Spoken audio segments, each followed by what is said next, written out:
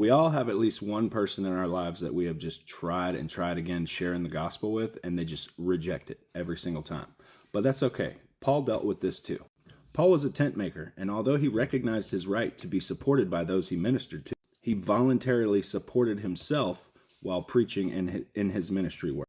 His tent making was an important part of his ministry. What's really cool is even in modern day missionary work, people still call themselves tent makers. And any work that a missionary does in the mission field is called tent making.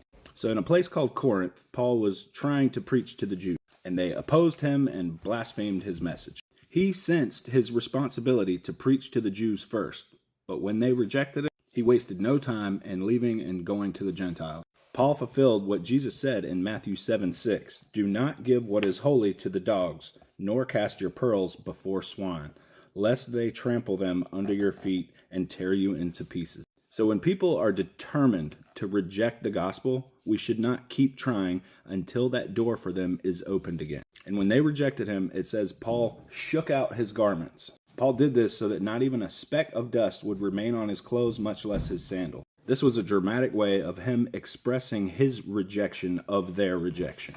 We all have that person in our lives that we try to share Jesus with, and they just reject it so intensely. And Scripture tells us not to pressure them or keep on trying, not until that door has been opened for them again. Sometimes people just need to get just desperate enough to be open to Jesus.